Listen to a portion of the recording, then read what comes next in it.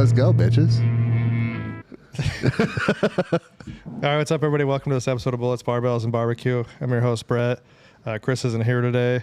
I got Matt, Deuce, back off the wagon. I think we should be on the wagon. Not that the wagon was going very fast or hard to get back on, but yeah, we're back. And Tanner the head. We got our show partners, Elite Nutrition Omaha. Check them out, elitenutritionomaha.com. Use code B3 at checkout for 10% off, or go to the store and yell B3. Get a free shaker. We also have Rosewood Block. They make the best cutting boards in barbecue. Check them out at rosewoodblock.com. Use code B3 at checkout for 10% off there as well. I guess Tanner has something to say. So, Matt, I'm going to need your opinion on this. Okay? Hey, don't drag me into No, I don't even know what this bullshit is. I don't even know what's going on. So, I have discussed with Brett that I feel like I should have a position here at Omaha Barbell as the Omaha Barbell greeter. Okay? Like, I know everybody. I talk to everybody. New people come in. I help them find shit. Like, I do a pretty good job. It's non-paid position. Yeah. Non-paid position. It's volunteer work. I get it. Right. So just because it's volunteer work doesn't mean it's worth it. So we've been having this discussion. And then yesterday, Brett was he's like, hey, you forgot my product. I'm like, oh, I'm sorry. I'll go get it. So I went out to my car to get it. And as I was walking out, this young man was walking in. And he was like, hey, guys. Yeah. He's like, hey, nice to meet you. I'm here to live for the day. And I was like, oh, nice to meet you. Gave him a handshake. And I was like, Brett will get you taken care of over here. And Brett's like, and Brett goes, get the fuck out of here. Like, he was so pissed. Like it's your gym and you're like, yeah, this guy, my help will get you. No, he looks at me like he achieved the job as greeter.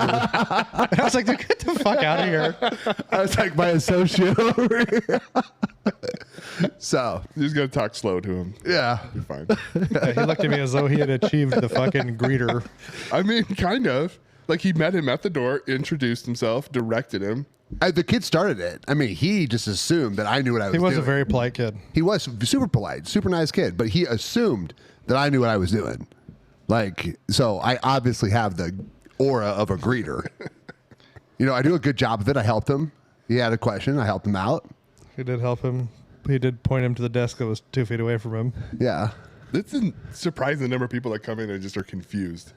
They're like, where? Well, it's when they come in and they like stare off into space and you think they need help, but they just haven't scanned their card yet. I was like, what are you doing? Like, why are you just staring into space? Like you walk in like, oh man, if my boys aren't here, I'm not lifting.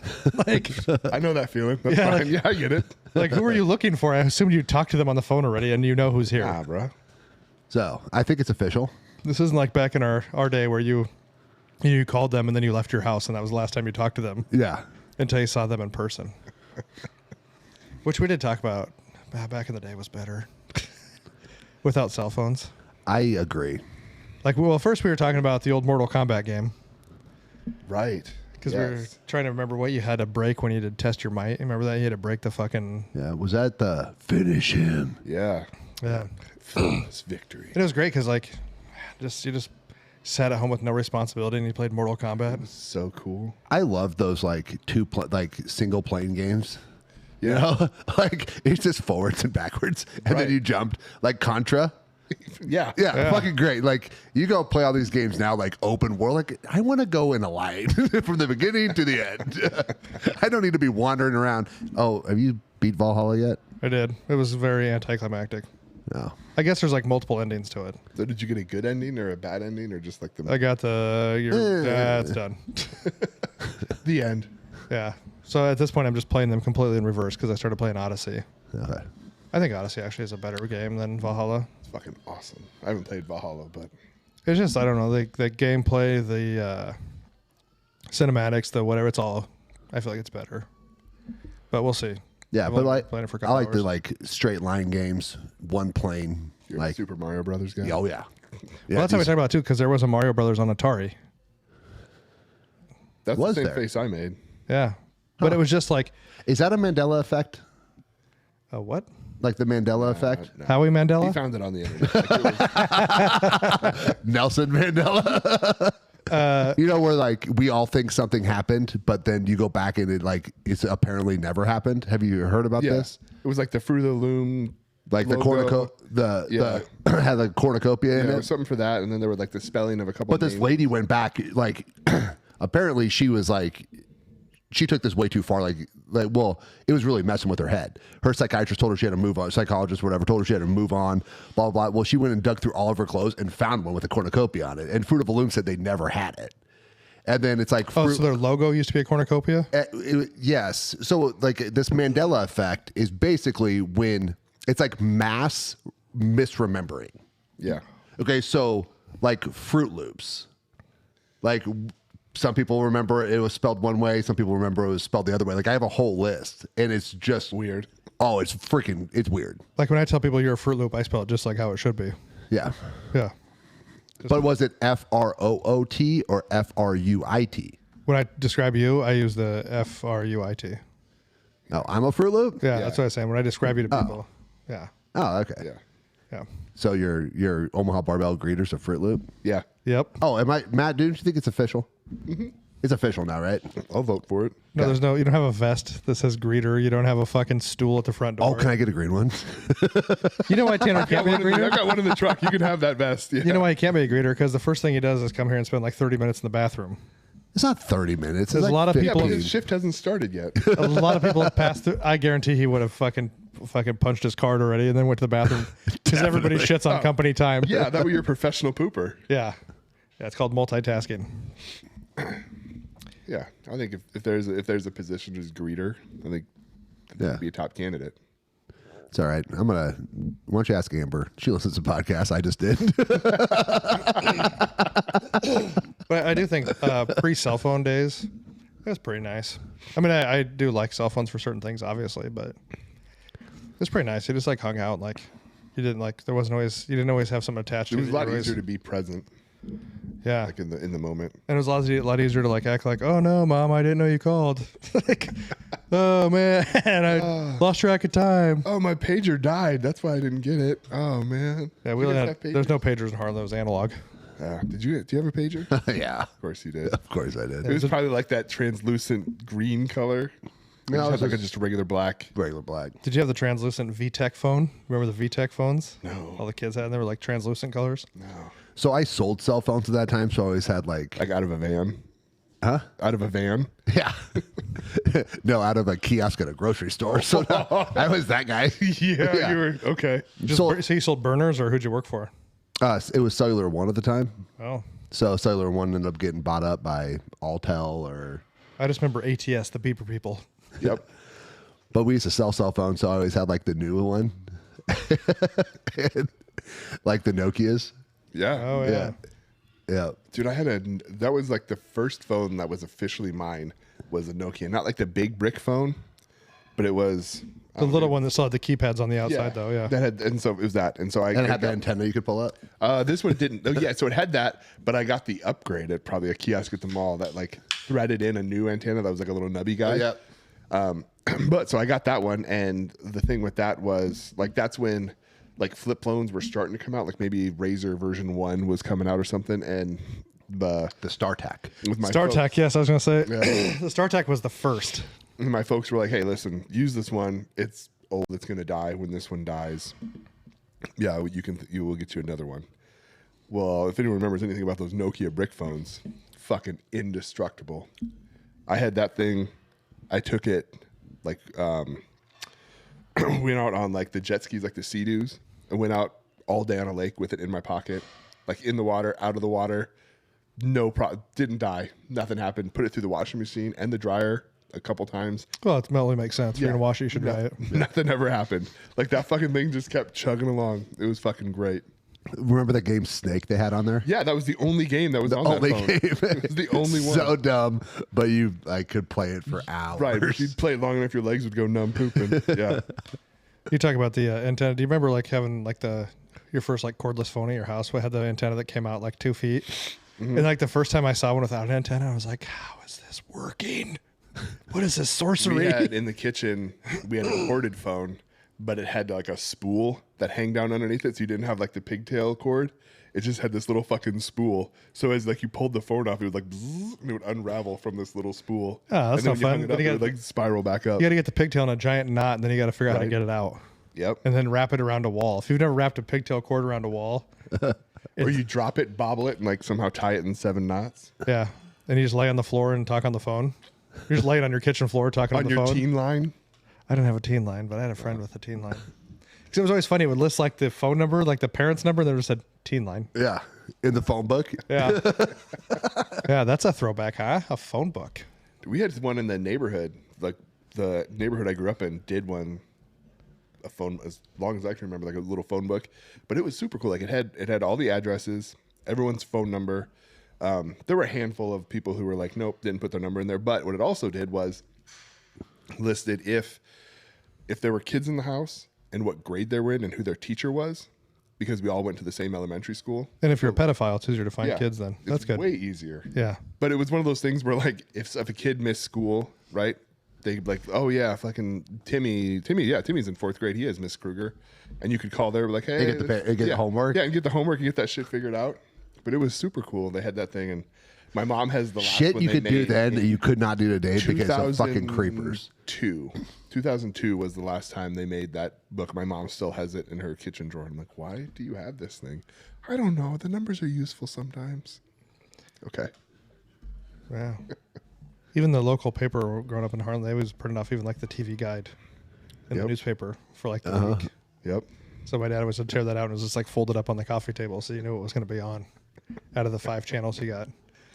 We always had to make sure the phone with the long pigtail reached the bathroom.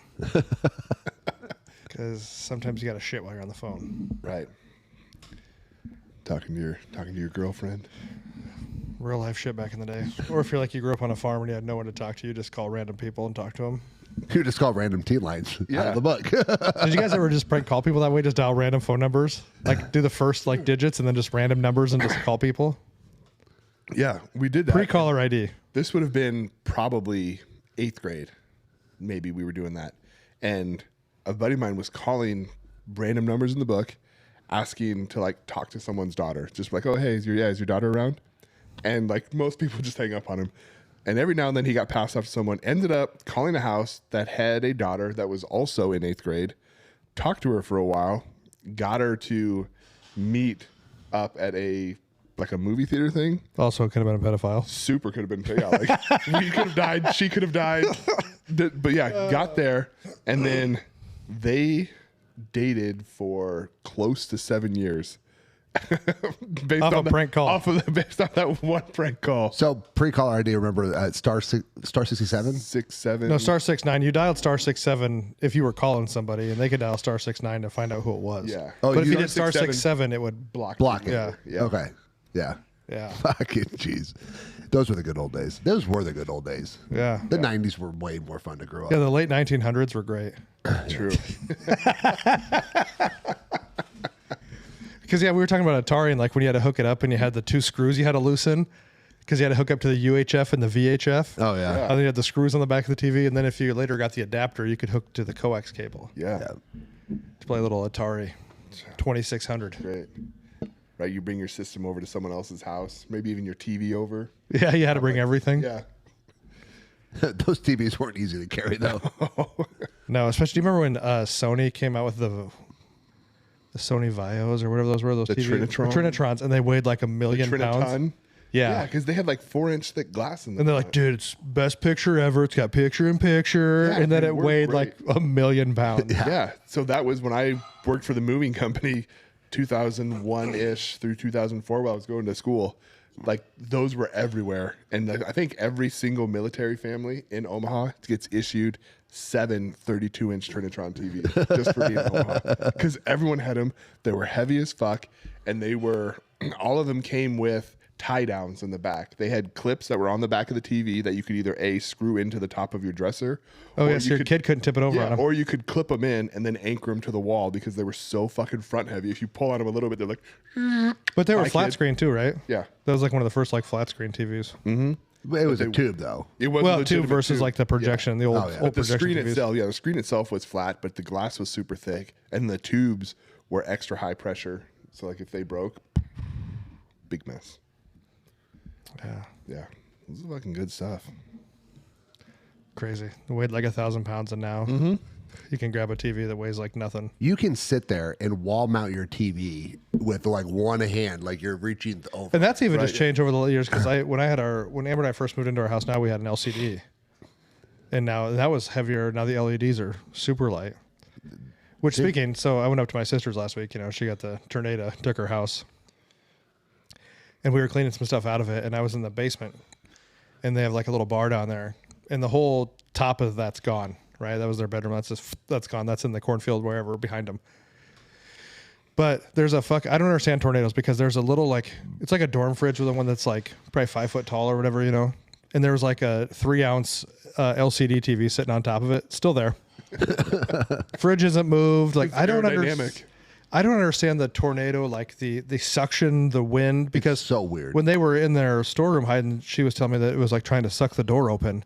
But there's like a fucking 3-pound TV still sitting on top of the refrigerator. Like everything in the basement was like undisturbed as far as what was down there. It seems like a few things, but I was like, how is this TV still sitting here? Yeah. It's very strange. Like being up, like seeing pictures of a tornado going through somewhere and going to a town that's been hit by a tornado are two very different things. Now, did I remember this right? The United States is pretty much the only area that gets hits by tornadoes, right?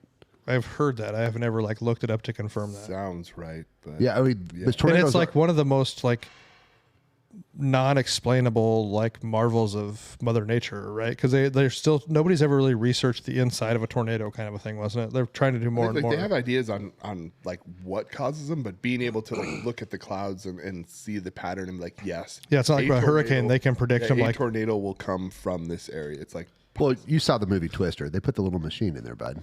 Well, Dorothy. Or Dorothy too. So actually, if nobody's ever followed Reed Timmer, he's that extreme meteorologist. There used to be a show, Storm Chasers, and they used to do that. And they tried to get stuff up in the tornadoes to study the inside of it. But yeah, they still can't where a hurricane. They can be oh well, in 6 days it's gonna hit. They're just which the warning system. I will say this area did really good on the warning system. Yeah, I think it helped that the tornadoes actually touched down outside of town. Like they touched down west of Elkhorn and west of all that stuff. And so when the sirens went off, they were like, "Hey, sirens are going off, and there's actual tornadoes over here." And people were like, "Oh, okay." Because sometimes the sirens go off for what are they the Doppler indicated rotations. Yeah. Yeah. But yeah, it's a real kind of a marvel, I think, of Mother Nature. But I also laugh because, well, not laugh, but tornadoes rip through. Obviously Elkhorn. Well, it started in Lincoln, made its way up through Iowa, all the way over to I think Des Moines. Even had some touchdowns. I don't know what they had for damage, but. And then obviously the next day, Oklahoma, they had 3 or 4 people die. Mm-hmm. But if the slightest wind blows in California, the president's there, they're having a concert to raise money, Bono's there with U2. But here they're just it's just the Midwest, except for, what was his name? Zach Bryan. Yeah. The country, he was in town and he's apparently had some time here. He lived here for a little while and he was out helping, but yeah, it always blows my mind how the Midwest people are just it's just the Midwest. Who cares? But if it's state. If it's anything else on the coast, there's a fucking concert raising money. It's the end of the world just happened. And it's dude, there's a lot of people that were affected by this tornado. I mean, there was what they say, that first day, didn't they say there was 50 some tornadoes that touched down? Oh yeah. 70, I think. Between Kansas, Oklahoma, Nebraska, Iowa. Dude, that's a lot. And then the next day, I mean, it went through Oklahoma, Kansas, and maybe I don't know if we got up to southern Iowa or not. But it was like where my sister lives. That's a town of 600 people. There's a good majority of that town that's fucked up now. Gone. Well, do you think part of it is that people on the coast just view Midwesterners as stronger than they are? No. You know what? One time I was at the airport and people in New York don't know other states that exist. I'm not saying there were people literally at the airport that didn't understand that there was other states. Well, I had a lady. I was flying to California, and we had connected in Denver, and we're on the. This was when I was 18, so a long time ago. But she's like, "Where are you from?" I was like, "Nebraska." She's like, "Oh, do you have a horse?" I've heard that. No, do you have a pig? And I'm like, "Yeah, I have a pig." It's I have a horse too. She's like, "What do you mean you have a horse?" I said, "Well, we just, if we're going a long ways, we drive cars. But if we're just going in town, we just ride our horses. Where do you put them?" I was like, "They just have tie-offs on the street. You just tie them off." And it just went on like this for the whole fucking flight from Denver to San Diego. And I was just praying to God that she went to talk to her friends and she was going to tell them this story. And they're like, that motherfucker was fucking with you. Like, are you dumb? Yeah. But they're idiots. But I just think they view us as Flyover country. flyover country, but I think they view us as stronger than they are. Like, we're resilient. They couldn't handle it. They have all these like gadgets and gadgets, and we're just dealing with fucking pigs and cows, you know, and like we can handle it. Speaking of like pagers, this guy I used to work with back in the day, he was calling about his pager, and they're like, "Oh, where you at?" And I was like, "Oh, I'm in Iowa." And they're like, "Oh, what state's that in?" He's like, "Oh, we've been a state for quite a while." But I'm like, don't they have geography? Like, don't they teach geography? Until I started traveling out east, you don't like realize how close all the states are and like the major cities. You could go Like, on it's a a 5-hour drive and be in like 9 Right. different states. You can take a 2-hour train ride to just about any major city on the East Coast up there around like Boston, Philly, New York, even down to DC. Like, it is so remarkably close. And so it's just a total different experience. Well, that's where the most population dense area was when obviously they formed the country. Right. I mean, that was a huge population density. But so like you have that, and I think if you were to talk to most Midwesterners and ask them to like plot out where those cities are and kind of you'd end up with the same thing. Like, they're not going to understand how close everything is and the total location and stuff. But at least we know where states are at. I mean, we know like directionally where they're at. Like, oh, that's an East Coast state. But if you were to tell them like to put all the stuff, Yeah, around filling there, out that map of geography Yeah. class, it's like pretty hard. Yeah. Like New York is the one that catches a lot of people being like how big the actual state is, because you think of New York City. Oh yeah, because they only think, and I think most of New York doesn't really have the same views as New York City does. No, you have like that southeast corner, but then you've got like the whole rest of the big state up there. Yeah, and much more rural most of and the population of New York is on like an island. Yeah. I mean, really, Manhattan. yeah. I mean, that's the most population dense area over there. But yeah, it's always interesting. Only slightly related, because you brought up the West Coast. Was reading an article about the power grid infrastructure Which is out terrible. west, and I think it was the campground fire in 2018 was the largest, most expensive wildfire, I think, either in the West or in the U.S. period. Didn't that kind of expose California in their lack of cleanup and preventative stuff for parks and stuff like that? It was a little related to Because they're park, not doing like burn-offs and stuff like that, mostly right? what it went back to was the infrastructure that's out there. So you have thousands of miles of power line that are above ground that are super old. And so you read more into it, and there were two major power companies out there that laid a lot of the infrastructure in the early 1900s. P&GE, I think, is the one that's still around, and then whatever the other one was. So the company one lays all their infrastructure. Company two does all their stuff. They both kind of keep records. Company two, which I think was that P&GE or P&GE, they bought the other company. And so the other company's like, cool, you bought us. They just kind of like threw away all their stuff. Because like, all right, you bought our stuff. It's all yours now. So they don't have maintenance records or anything on everything that's out there. So the campground fire of 2018 comes down to the fact that a insulator, like those little ceramic insulators on a power pole that the power line runs through, that one of those insulators broke. The power line fell down, started to sway, hit a tree, kept like tapping against the tree, shot sparks down to the ground, fire, go. That insulator was installed in 1910. Is when that insulator. And it's probably like a $5 part. Yeah, it's dirt cheap. But the fact is, like, to go out there, the cost to go out and maintain that infrastructure, inspect that infrastructure to begin with, on top of like maintaining it and doing anything to make it better, is like so astronomically high. It's $3.5 million per mile if you were to bury that line underground, because the area is so remote, it's so rocky. And Well, in California's like piss poor with money anyway. right, but so this article kind of goes on to talk about just the general infrastructure out there on how subpar it is. Now this extrapolates. You can pull this out to pretty much all the power grid infrastructure everywhere. There were also in the West 7 transformer stations that were knocked out for more than 5 days because somebody off in the distance, just shot a transformer with a rifle just to be a dickhead. Blew up this transformer, shut down this whole power grid transfer station, knocked out power. They had to reroute to everywhere, and it almost caused everything else to go out because like you're going to overload the grid. So this infrastructure is so outdated. $3.5 million to try to put anything underground.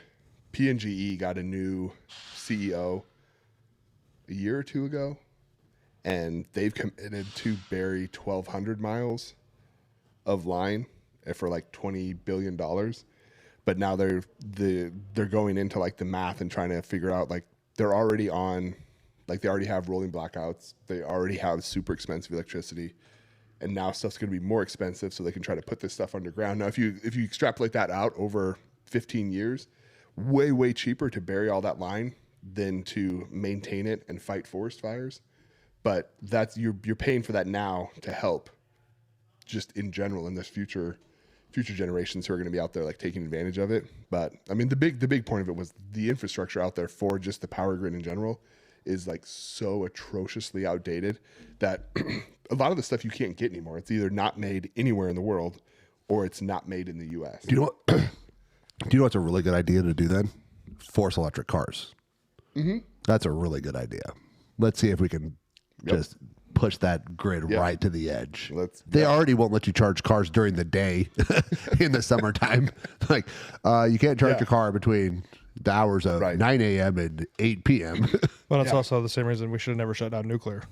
Nuclear power was the cleanest. Gets you, definitely cheaper stuff. But like just the deteriorated state of the electrical infrastructure is just mind blowing. Like how dilapidated it is. Like it works barely. Yeah. But it's just. I feel like it's like the streets in Omaha. Yeah.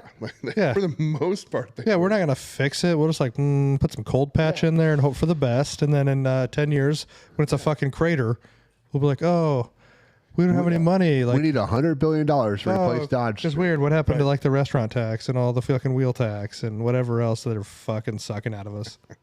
Anyway, though, what were we going to talk? Oh, we're going to talk about training and getting jacked. Yeah. With nutrition. Yeah. We're like 30 minutes in. Yeah, fine. Which was funny. My niece, the first thing she said is when they got the tornado, don't worry, my creatine made it. Because she had just bought it. And it's funny. I thought about that too. And I was like, oh man, that sucks. She just spent her money on some Is she creatine. taking it every day? Yeah. Okay. But I felt back. She had just bought it. And then she was like, don't worry, it made it. It was fine. Her creatine and her beets made it. So she's good. Your niece is strong. She's a pretty strong kid. She does pretty good. Yeah, she's strong. She's really consistent about it. And she only works. Like she doesn't sit around and talk. She doesn't do anything. Like, No, she just does her shit and goes a better day. Yeah. Mm-hmm. But when they got lucky too, I mean, as they can in the storm, they were able to get a lot of my niece's stuff out of the house. So, which probably made them a lot happier. Yeah, that'd be tough to be. Yeah. But yeah, your niece actually is what kind of sparked that initial thought, and then some other conversations about just like some general questions that come up in this thought of like training. How you train is the main driver of like how you look, and I think training, how you train can definitely influence how you look. But like most people just want to get, when they say they want to get jacked, like they want to get lean, is what I've interpreted most people to really be looking after. And like most of that is driven by like what you eat. Like you can't, I mean, if you could recover from it, you could out train a bad diet, but that would be obnoxiously challenging. So like if you are looking to get like that lean and jacked, clean up what you eat. Like that's the main driver for having that physical body fat transformation. Now you can burn more calories training different ways, but like we were talking to his niece was really concerned about losing strength. I'm like, then keep doing your powerlifting stuff. And then she's worried about gaining weight from creatine. Yeah. I'm like, yeah, it's just water. You're fine. So when people talk about it, they're like, it's 80% kitchen, 20% workout, right? Or they throw their little number out there. And I always like to say it's 100% both. It's 100% both. Okay. Because if I am eating super healthy and I don't have a good workout program or I don't lift, I'm just going to look skinny. Like I don't magically get muscle from eating broccoli and protein and eating, like I could eat the perfect diet. I could get lean, but I'm just going to be little. Right. Right. I think the key is for what most of us are looking for is like, how do you be big and lean and strong and fast and athletic? Yeah. But that's what people are looking for. Like and no matter what you do, if you're as strong as you have ever been, you're going to be like, oh, I wish I was leaner. If you're as lean as you've ever been, you're like, I wish I was bigger. For those of us that are in this, that this is like a big chunk of our lives is like working out and being at the gym and doing things like that. You're always moving around. It's never enough. Right. Like you have never been strong enough. No. You have never been lean enough. You have never been big enough. Right. Like what's the goal? More. All of it now. Yes. But there are some things that people can do. And, it's that energy balance. Like how many calories are you taking in versus how many calories are you burning? What are your goals? So like if you want to lean up slowly and maintain strength, you want that deficit smaller. One thing that I have done in the past when I was trying to get ready for like a meet where I had to make a weight, but I also need to maintain strength, is that I just fasted for 24 hours a week. So I just did a 1-day fast. So if you're going to burn 4,000 calories a day or 2,000 or whatever and you just don't eat for a day, right? You have a big chunk gone. That's a big deficit you build up. Yeah. But every other day I'm eating at maintenance or maybe slightly below maintenance, right? Just like a little bit below. And then that way you can maintain strength and still have your deficit without having. Yeah. But one of the keys when you talk about what kind of foods to eat, you have to stay away from fats. Yeah. You have to stay away from fats. If you want to be big and strong and you're trying to get all of it, that fat number is key to maintain. Now, obviously you don't go to 0 because that's stupid. And your body needs fat for hormones and for other things. But maintaining that fat number, like people who are like, I'm going to eat a pizza to get big. Well, you're going to get big. You're also going to get fat because fat can only store on your body as fat. Like once you kind of have a fat number and once you kind of set your protein number, and you and I have talked, you can do a lazy way to set your protein number as how much you weigh. Right. If you weigh 245 pounds, eat 200, and you're happy with your size, you're not like trying to get to 180, then eat 245 grams of protein. You can go, I think the upper limits of protein safely is 1.8 grams per pound. Like that's the high end. No one's fucking doing that. You eating 500 grams of protein a day? No. No. Like so I was listening to a podcast with Israel, and he was talking about that. About like you'll see some of these athletes, like pro bodybuilders, are doing that, and they'll eat 500-600 grams of protein, and he's like, but think about like they need to have a surplus of protein so that they don't miss out on any potential muscle building. Plus, they're enhanced. Yeah. And when you're enhanced, it's different. Like you have different. I'm like the basic physics and mechanics of it, the same, but things operate at a different level and you need slightly different balances. So like if you're doing anabolics, steroids, like you're pushing, you can absorb more protein. You can utilize more. Yeah. Yeah. And so sure. Like if you, when you read the old Flex magazine and someone's like, oh, I'm shooting for 600 grams of protein and 1,200 grams of carbs. It's like 6 grams of juice. Leave that part out. They always leave that part out of the diet. Yeah. That's in the very fine print at the bottom with the asterisks. But yeah. So like that part, when you see that, sure. But to your point, like the normal everyday human being, even like a high end natural athlete, like the 1.8 has got to be that upper limit. It is. And I don't think anyone would, I don't even think most people would get there because it's not fun. Well, you run out of calories, I think. Yeah, well, I just don't think it's fun. Like, that's a lot of protein. You know what I mean? But if you're in the gram per pound-ish and maybe slightly above that if you're trying to, put on some size, and then set that fat number. And I hesitate to throw out fat numbers, but I don't really care how big you are, and there's going to be a limit to that. So but over 100, I don't know is necessary. Like 100 grams a day. Right. I don't see the point of setting macros at someone with over 100 grams of fat a day. Yeah. I mean, again, yeah, when you're looking at the normal people, yeah, it's just, it doesn't, unless like you're really struggling to get calories in for whatever reason. Like if you're one of those super thin people and your shit's just going through the roof, like maybe you could, I think it would just come down to a volumetric thing of like, I can only eat so many carbs and so much protein because I just like the volume of food. So that fat could be a dense thing. So if you wanted to go, but again, when you add that in my mind, I'd be like, okay, you're up to like 120, 125. You're not 200. Yeah. Like, because again, 200, like that's just so much fucking fat. But it is so much fat. However, would say a lot of Americans are way over that. Oh shit, yeah. And even people who try and eat healthy, like, oh, I ate an avocado. I was like, well, that's 29 grams of fat. Yeah. Oh, so Erin got some Factor meals, like Factor food prep stuff. She got these meals because they're like, oh, these are healthy. They're good meals, blah, blah, blah, blah. I was looking at one of them. So I was like, fuck yeah, I'm going to eat one of these things. It was some cheesy chicken something. 70 grams of fat. In a one meal? In one meal. 70 grams of fat, 22 grams of carbs, and 39 grams of protein. So if you drive through... Like, what the fuck? Like if you drive through like Runza, and I would say Runza is probably one of the better, like at least quality of food, fast food restaurants there are, get a double cheeseburger. I mean, I bet you're at 50, 60 grams of fat. Well, I was just going to, because I like a good Frisco burger from Hardee's. And it's, depends on what you get. It's 760 to 960 calories. And the fat is 50 to 62 grams of fat and 38 to 52 grams of protein. And that's just the Frisco burger. That's not talking the fries. Yeah. And I take the tomato off because that's not healthy. So I take that off there, obviously. So I can save some calories that way. Yeah. But yeah, I mean, that's from like 790 down to at least 780. So, I mean, that's a lot of fat there too. So our diet, and I think it's actually, people talk shit about like American food processing and all the processed foods we have.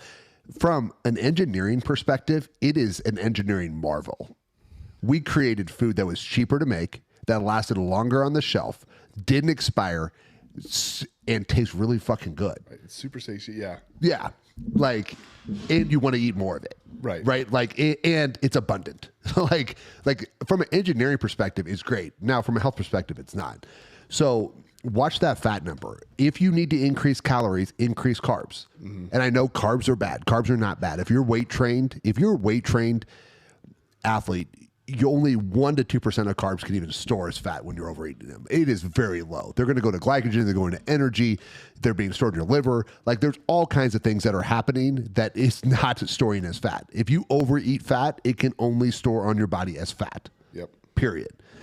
Now, that's all if your metabolism's running correctly, you don't have any metabolic dysfunction, you're not insulin resistant, high protein diets, as long as your kidneys are fine, right? There's a lot of things that go in it. Yep. But for most of us, like if you were to eat whole foods and actually cook your food, you would find that it's way easier to hit your numbers. Mm-hmm. It is really hard to hit your numbers if you're eating out. And I don't care where you're eating out at.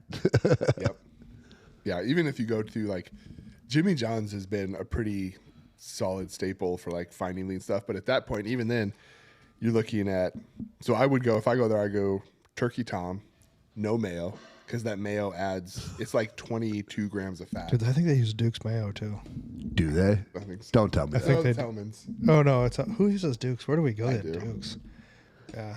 Maybe it was Hardee's had Duke's mayo. Maybe. You know, actually, you guys converted me because I was always a Hellman's person. Like I was like Kraft's crap. Like everything's crap. It's always Hellman's. And then I had Duke's. You threw Duke's on a sandwich here, and I was like, oh God, Right? life changing. Like, no idea that it was a different thing. And I was like, okay, fine. Ooh, shit. Yeah, now we only have Duke's, and the Duke's light mayo is actually like I don't know that there's that much of a difference.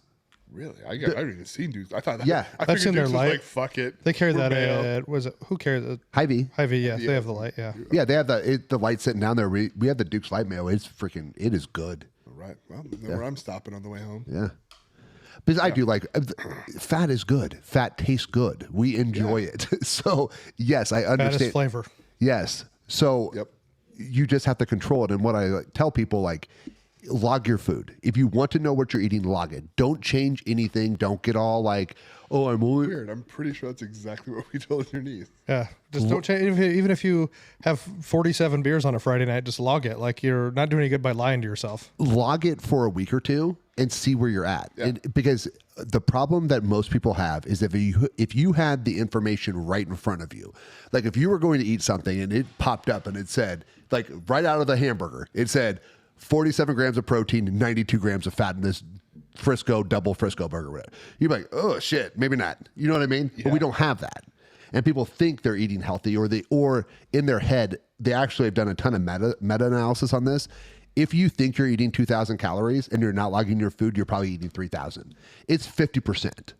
And on the flip side, when you have that 18-year-old who, I can't put on any weight because my metabolism is too fast, if they log their food, they think they're eating 3,000 and they're eating 2,000.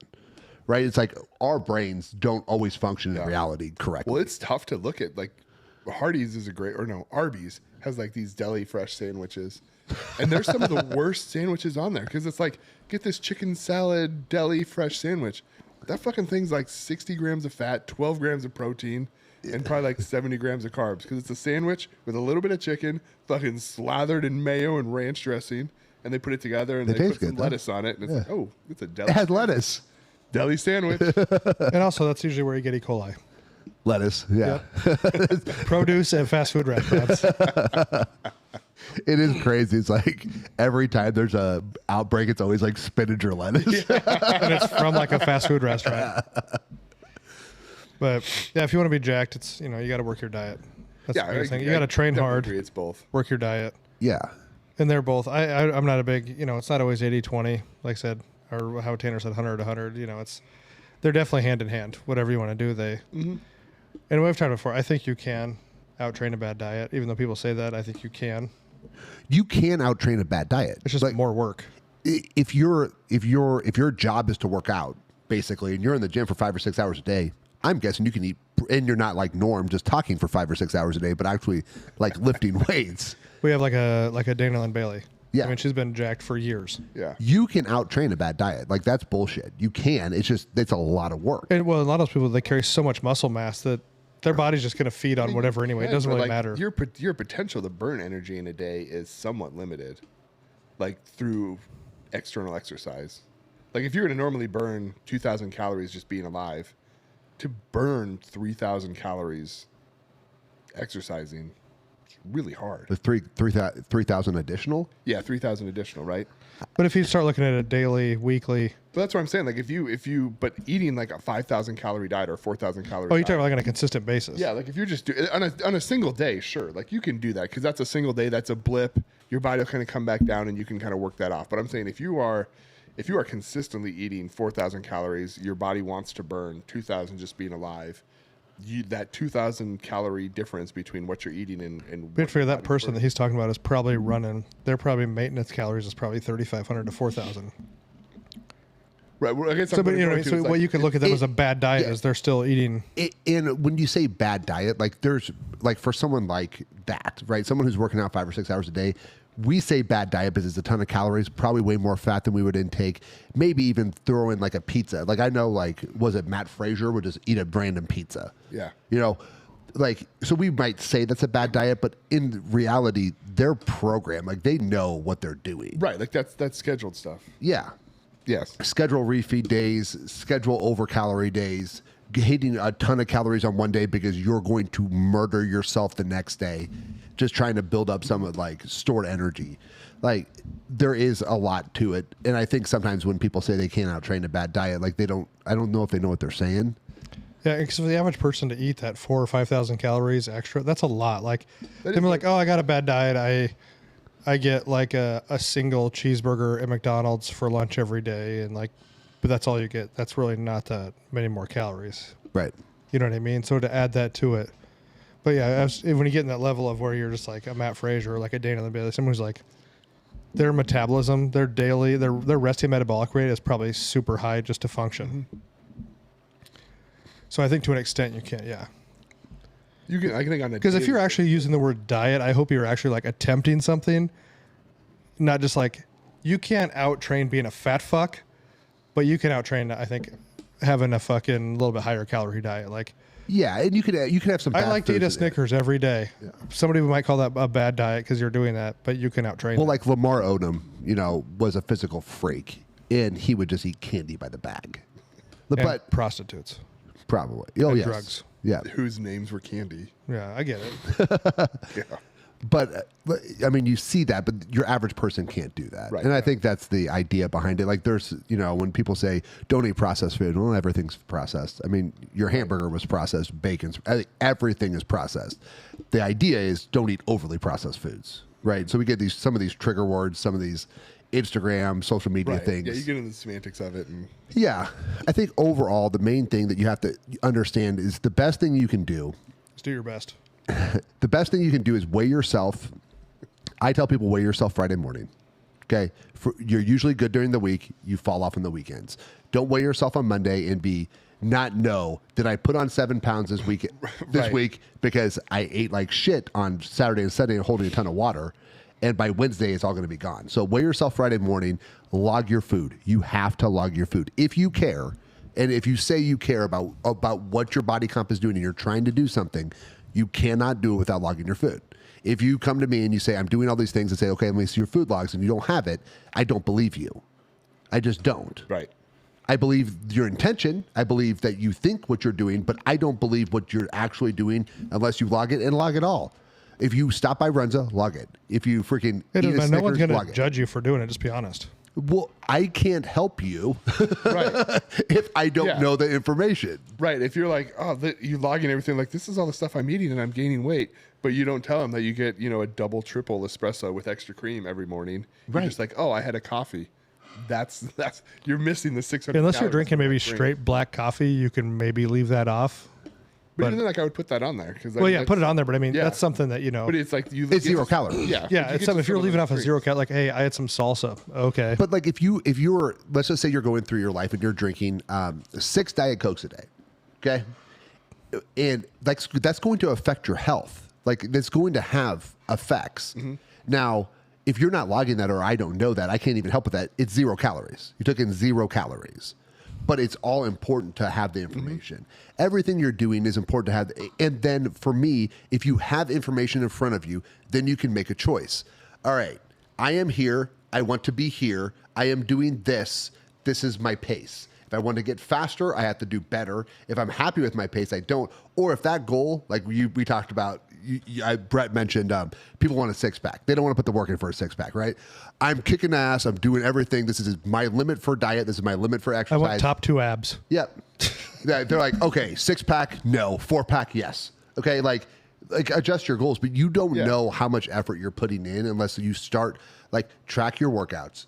Like, do as best you can with your Apple Watch or your, what's that band that goes across? If there, The Whoop band. not the Whoop. It's the It's heart rate monitor. Yeah. Band, but yeah, I know what you're talking about. Yeah. My Zone. But I mean, if you want honest results, you have to put in honest answers. And then you can make decisions and choices Yeah. and see what you want to do. And maybe the end of the thing is, you know what? I do want that, but I'm not willing to put the work in. Right. Yeah, and keep your goals realistic. Yeah. Yeah. Yeah. The goal is to be a little less shitty every day. Yes. So like, subscribe, share, tell your friends, try to be jacked. We'll see you next time.